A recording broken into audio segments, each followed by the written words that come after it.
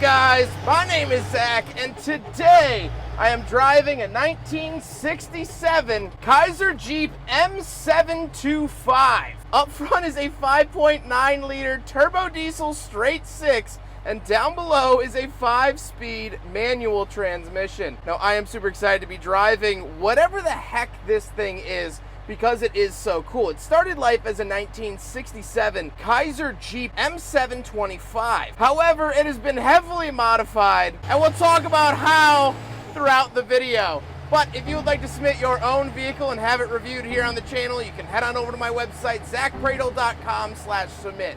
It's a quick and easy submission form. It takes under a minute to fill out, and I come out to you. And if you'd like to see all my videos weeks or sometimes months in advance, you can head on over to my Patreon for only $5 a month. Last but not least, huge thank you to Chicago Cars US for letting me borrow one of their fun little toys. Please go check them out. They have tons of really cool and interesting inventory, and you get to check out this awesome beast while you're there. But let's get back to that 5.9 liter 12-valve Cummins under the hood. Well, that is not the original engine. This originally would have came with a 3.8 liter straight six. However, at some point in its life, it's been swapped out for the Cummins for reliability, for parts availability, and for power. This engine is out of a second-gen Dodge Ram, along with the transmission. So if you're familiar with that legendary engine, you're familiar with this. Now, they also made a 24-valve engine. However, some people say that they're less reliable, so the builder of this stuck with the 12-valve. Like I said, Bear Dude is a 5-speed manual. Shifting it is fine. It has a very long throw, but it's actually friendlier than what you would think. So I guess it has that going for it. First gear is incredibly short. It's really a granny gear, so I just go straight to second and row my way up from there. Last but not least, it of course is four-wheel drive. So how does it feel to drive the M725 with a Cummins swap?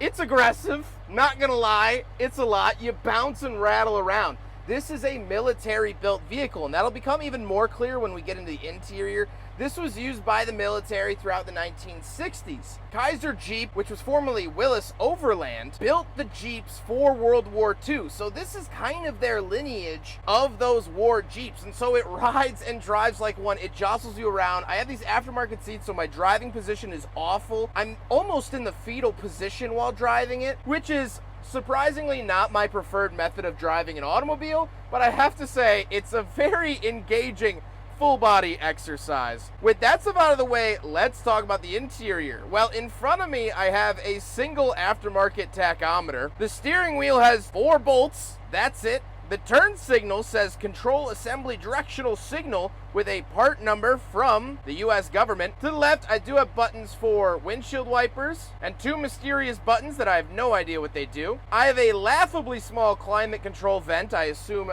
added after the fact. And on the door, this looks like a bunker door that's been screwed into this chassis. We do have a crank for the window and latch to get in and out, but that's it. Moving into the center, we get a bunch of unlabeled switches, no idea what they do, but we have our gauge clusters. So we have the speedometer in the center that only goes up to 60. We have water temperature, oil pressure, voltage, and fuel, and we have some added goodies down below. We do have a hand throttle as well as this giant red button. Again, no idea what it does. And then there's this red pull-out switch. This will shut off the vehicle, and this black button to the left of it will start it. And off to the right, we have all of our military signage. So this is telling me exactly what I need to do, load capacity, size, all of those things that you might need out on the battlefield at a moment's notice is bolted directly to the dash, and I love to see that. Down below, we do get a small fan. We get our shifter that's tall and mighty, and then we get our 4-wheel drive shifter off to the right for 4 low, neutral 2 high, and 4 high. The seats are, of course, aftermarket. These are not the original military seats. I don't think we were going into battle in the 60s with gamer chairs, but here we are. And then we don't have any center console or anything like that, so no cup holders here in the M725, so it fails the big friggin' bottle test. Now, we don't have any back seats, but we do have a bed, so we'll hop out and take a look back there. All right, around the back of the Kaiser Jeep M725, and what is there really to say? It is a very, very basic truck bed. Look at the sides. It's literally just flat sheet metal. And we saw this a lot throughout the 60s in trucks. Trucks just had metal sides. I know that's a very trivial sentence to say, but we do have a giant Jeep logo around the back. Absolutely love all of this. We have our big whip antenna, some extra jerry cans for fuel and things like that. But it is very, very military, very utilitarian, and that's what you got with the Kaiser Jeep. Now we gotta talk about the looks, and this thing looks absolutely awesome. It's tough, it's menacing, it's finished in that military green that we all have come to know and love. It is really, really sensational. And this just looks the part. This does not look friendly. This does not look like this is something I would want in my driveway. This is something that you would see out on an airfield or out in the battle. And that's exactly what it was meant to do. So with all that being said, let's get on to my final thoughts. What do I think driving this 1967 Kaiser Jeep M725, 725, whatever you want to call it, with a Cummins swap? This is such a visceral vehicle. It takes every muscle and tendon in your body to operate it. I'm sweating like a pig in here. It's aggressive. It is very, very aggressive.